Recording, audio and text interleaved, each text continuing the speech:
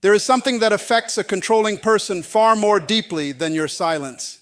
It is not blocking their number. It is not disappearing from social media. It is not refusing to answer one final message. Those actions may protect your peace, and sometimes they are absolutely necessary. But there is something even more powerful than your absence. It is the moment they realize that even if they entered the room, called your name, criticized your choices, praised your success, or tried to reopen the past, they could no longer control what happens inside you. You are not angry. You are not waiting. You are not trying to prove anything. You are free. And freedom is difficult for a controlling person to accept, because your freedom reveals a truth they never wanted you to discover. The power was never permanently theirs. It was sustained by your attention, your fear, your confusion, your hope, and your need to be understood. But when you heal, the entire system changes. This message is not about making another person suffer. It is about understanding why your genuine recovery is more powerful than any attempt at revenge. It is about breaking emotional dependence, rebuilding your identity, and becoming so grounded in your purpose that the past can no longer command your future. The greatest victory is not that they miss you. The greatest victory is that you no longer miss yourself. Your emotional freedom is more powerful than your physical absence. Many people believe that walking away is the final victory, but distance alone does not always create freedom. You can leave someone physically and still allow their voice to live inside your mind. You can block their number and still check whether they tried to contact you. You can remove them from your life and still organize your emotions around what they might be thinking, feeling, or saying. That is separation, but it is not yet liberation. Real freedom begins when the person no longer controls your inner world. It begins when their praise cannot inflate you, their criticism cannot destroy you, and their silence cannot make you question your worth. It begins when you stop waking up wondering whether they miss you, regret losing you, or finally understand what they did. Your peace becomes stronger than your curiosity. Your purpose becomes more important than their opinion. Your future becomes more valuable than the emotional drama of the past. This is why genuine healing can be more powerful than no contact by itself. No contact removes access. Emotional freedom removes influence. Access is about whether someone can reach you. Influence is about whether they can still control your thoughts, reactions, and decisions.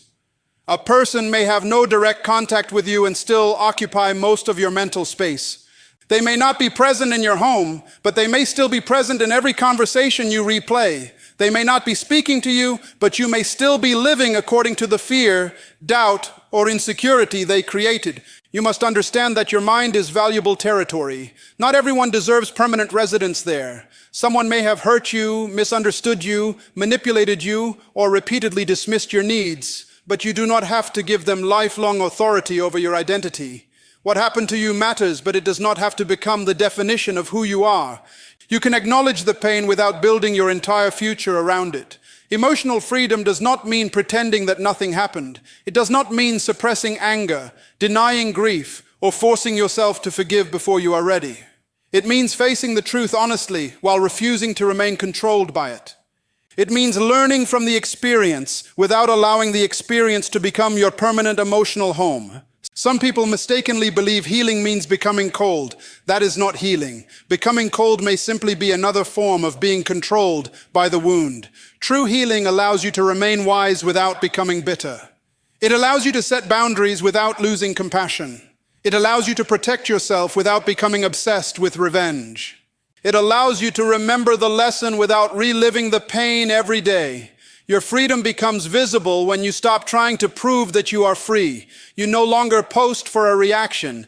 You no longer succeed just to make someone regret losing you. You no longer enter new relationships to create jealousy. You no longer practice silence as a strategy to cause emotional pain. You become quiet because you are focused. You become disciplined because your life deserves structure. You become successful because your purpose deserves expression. Anything you do only to provoke a reaction still places the other person at the center of your life. You may appear powerful, but your actions are still being directed by them. That is why your healing must be for you. Improve your health because your body deserves care. Strengthen your mind because your future needs wisdom. Build your career because your gifts deserve development.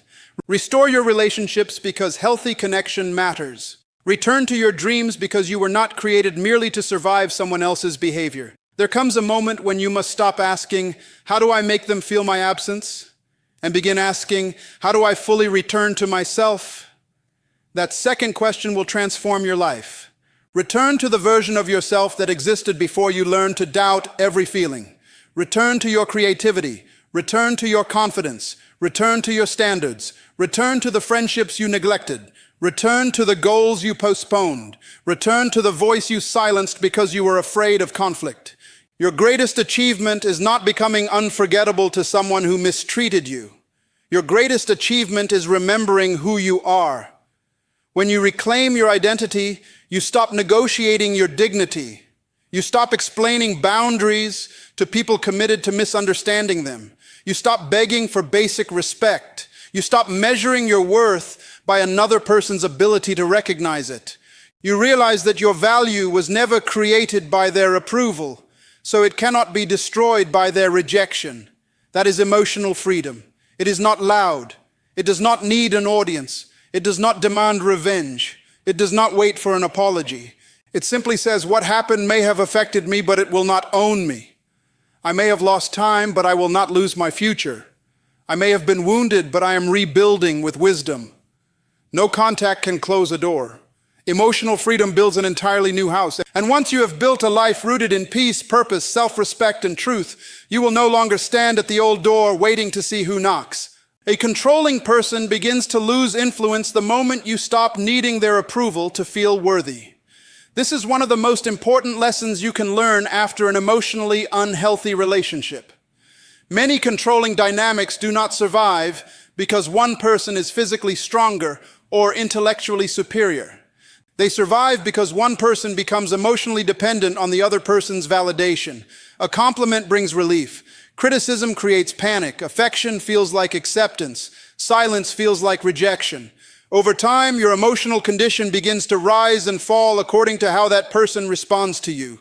When someone realizes that you desperately want their approval, they may use it as a tool. They can reward you with attention when you behave according to their expectations and withdraw that attention when you establish boundaries. They may praise you one day and criticize you the next, leaving you confused and working harder to regain the version of them that once made you feel important. This inconsistency can make you believe that peace is always one perfect conversation, one act of sacrifice, or one change in your behavior away. But you were never created to spend your life auditioning for basic respect. Your value cannot be determined by someone whose opinion changes according to whether you are easy to control. Approval that is offered only when you abandon yourself is not love. It is a transaction. If someone treats you warmly only when you agree, remain silent, tolerate disrespect, or place their needs above your own, their approval is costing you too much. The transformation begins when you stop asking, "How can I make this person understand my worth?" and start asking, "Why have I given another human being the authority to define it?"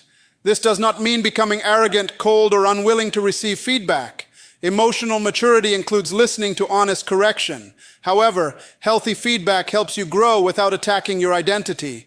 It addresses behavior without convincing you that you are worthless. A healthy person can disagree with you while respecting your dignity. They do not force you to choose between having a voice and keeping the relationship. When you stop seeking unhealthy validation, criticism loses much of its power. You can examine what someone says without automatically accepting it as truth. You begin to ask whether the criticism is accurate, constructive, and consistent with your values. If it is useful, you learn from it. If it is manipulative, cruel, or designed to weaken your confidence, you release it. You also stop chasing explanations from people who repeatedly misunderstand you on purpose. There is a difference between someone who needs clarification and someone who benefits from keeping you defensive. The more you explain yourself to the wrong person, the more material they may use to continue the argument. Sometimes the healthiest response is not another paragraph. It is a boundary. Your freedom grows when you understand that disappointing another person does not automatically mean you have done something wrong. Controlling individuals often use guilt to make healthy independence feel selfish. They may accuse you of changing when you become more confident. They may call you uncaring when you stop rescuing them from the consequences of their behavior. They may describe your boundaries as punishment because they were comfortable with your lack of boundaries. Do not confuse their discomfort with your wrongdoing.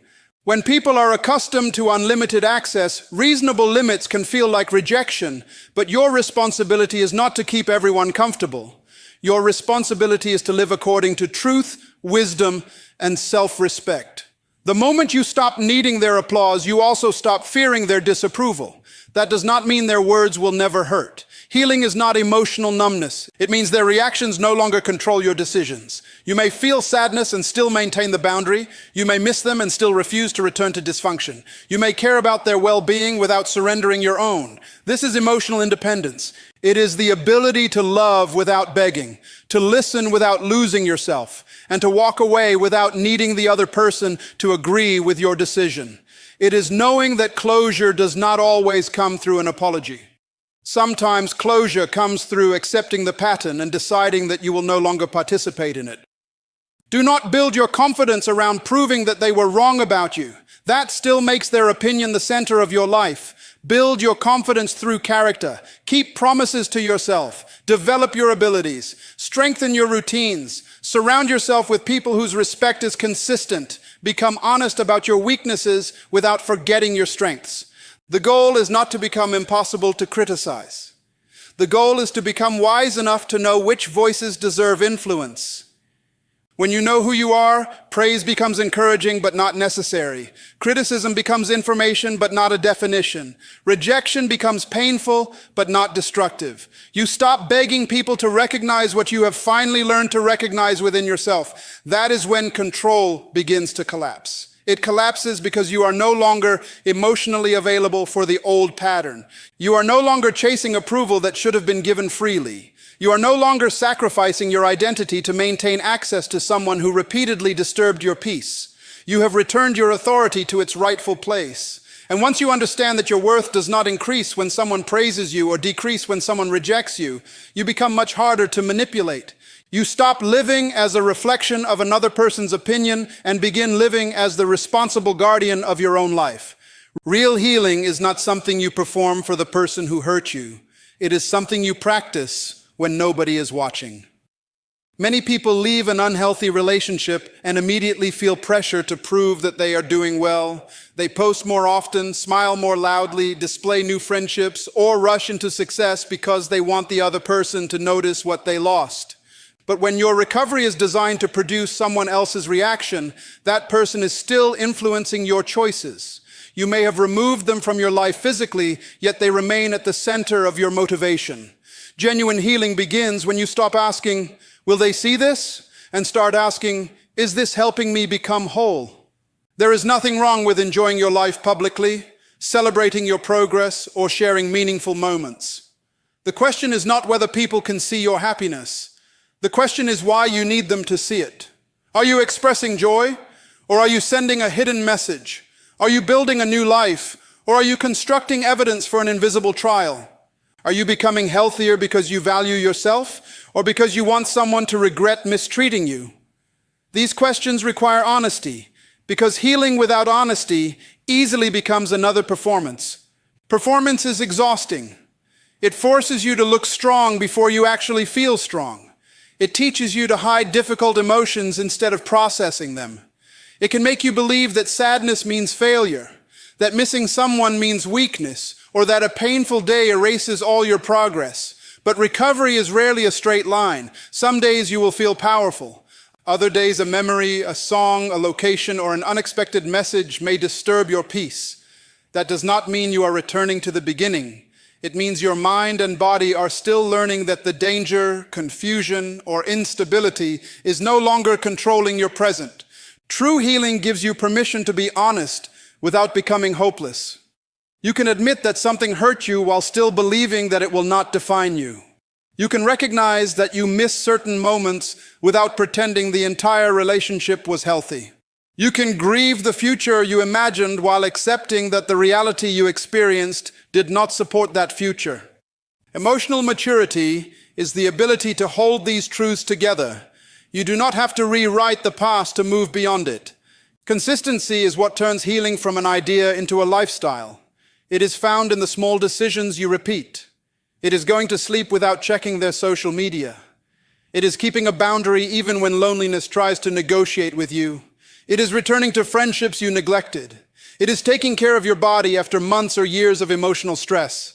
It is organizing your finances, rebuilding your confidence, learning new skills, attending counseling when needed, and creating routines that make your life stable again. None of these actions may look dramatic, but quiet discipline produces deeper transformation than public displays ever can. You must understand that a healthy life is built through patterns, not emotional announcements. Anyone can declare, "I am done." The greater challenge is living as though the decision is real. Anyone can block a number during a moment of anger. The greater challenge is refusing to reopen the door when nostalgia returns. Anyone can say, "I know my worth." The greater challenge is rejecting situations that require you to repeatedly abandon that worth.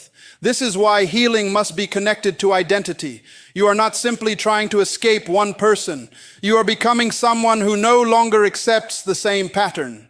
You are learning to recognize inconsistency without romanticizing it. You are learning that apologies without changed behavior are only words. You are learning that chemistry cannot replace character, intensity cannot replace safety, and attention cannot replace respect. These lessons protect your future. Your progress becomes powerful when it no longer requires witnesses. You begin reading because you want wisdom, not because you want to appear successful. You improve your health because you want energy and longevity, not because you want someone to admire your appearance. You pursue your purpose because your gifts deserve development, not because you want to make somebody feel inferior. You build meaningful relationships because connection enriches your life, not because you need to prove that you are wanted. Eventually, something remarkable happens.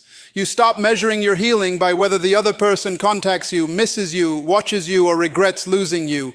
You begin measuring it by your peace, your self-respect, your clarity, and your ability to make decisions without fear. Their reaction becomes less important because your life has become more meaningful. That is real recovery. It does not shout, chase, compete, or seek revenge. It quietly restores what confusion tried to destroy. It rebuilds your confidence through action. It strengthens your boundaries through repetition. It returns your attention to your own calling. And one day you realize you are no longer pretending to be happy without them. You are genuinely at peace within yourself. Indifference is not cruelty. It is emotional completion. It is the stage of healing where you no longer need to hate someone in order to stay away from them, and you no longer need to love them in order to forgive yourself for leaving. It is the quiet realization that their choices are no longer your assignment. Their moods are no longer your responsibility. Their approval is no longer your oxygen. You have learned what the relationship came to teach you, and now you are free to continue your life without carrying the emotional weight of unfinished arguments. Many people confuse indifference with coldness, but they are not the same. Coldness is often pain wearing armor. It says, "I want you to feel what you made me feel." Indifference says, "I no longer need you to feel anything for me to be at peace." Coldness still watches for a reaction. Indifference has stopped performing. Coldness wants the other person to notice the distance. Indifference no longer measures its freedom by whether the other person notices at all. That is why emotional completion can be more powerful than no contact alone. No contact may stop the communication, but indifference stops the internal conversation. It ends the imaginary debates, the repeated memories, the need to check whether they have changed, and the desire to know whether they regret losing you. You stop giving your best mental energy to someone who is no longer contributing to your life. You redirect that energy toward your health, your purpose, your future, and the people who show you consistent respect. This does not mean you forget what happened. Healing does not require amnesia. You can remember the lesson without reopening the wound. You can acknowledge the harm without allowing it to become your identity. You can forgive without restoring access. You can release resentment without returning to the environment that created it. Forgiveness is not the cancellation of boundaries. Sometimes the most mature form of forgiveness is wishing someone well from a distance while refusing to participate in the same destructive pattern again. Emotional completion begins when you stop asking questions that keep you trapped. Why did they treat me that way? Why was I not enough? Why could they not appreciate me? Some questions may never receive honest answers. If your healing depends on another person becoming self-aware, accountable, and truthful, you may remain emotionally imprisoned for years. At some point, you must decide that the absence of an answer will not become the absence of your peace. Their inability to recognize your value does not reduce your value. A person can stand in front of something precious and still fail to understand what they are seeing. Their perception is not the measurement of your worth. Their rejection is not a final judgment on your future. Their behavior reveals their capacity, their habits, and their character. It does not define who you are. Indifference also means you no longer need revenge. Revenge may feel like power for a moment, but it keeps your attention attached to the person who hurt you. You begin making decisions based on what will disturb them, impress them, or make them regret their choices. That is not freedom. That is continued control in a different form. When your new life is built as a message to your past is still directing the construction. Build because your future deserves it. Grow because your potential requires it. Heal because your mind and body need peace. Become successful because you have gifts that must be developed, not because you want someone to feel foolish for losing you. Your transformation becomes real when you would still choose it, even if the person who hurt you never saw it. You know emotional completion is happening when their name no longer controls your nervous system. You do not feel compelled to defend yourself, explain yourself, or correct every false story. You understand that people committed to misunderstanding, you will often resist the truth no matter how clearly you speak. Instead of exhausting yourself in endless defense, you allow your character, consistency, and future to speak over time. You also stop monitoring their life. You do not need to know whether they are happy, lonely, successful, or suffering. Their outcome is not the proof of your healing. Your peace is the proof. Your ability to sleep without replaying the past is the proof. Your willingness to trust your judgment again is the proof. Your courage to establish healthier relationships is the proof. The goal is not to become heartless. The goal is to become whole. A whole person can care without being controlled. A whole person can show compassion without surrendering boundaries. A whole person can remember without returning. A whole person can say, I hope you heal, but I will not destroy myself waiting for it. That is not bitterness, that is wisdom. That is the moment the past loses its authority and your life becomes yours again.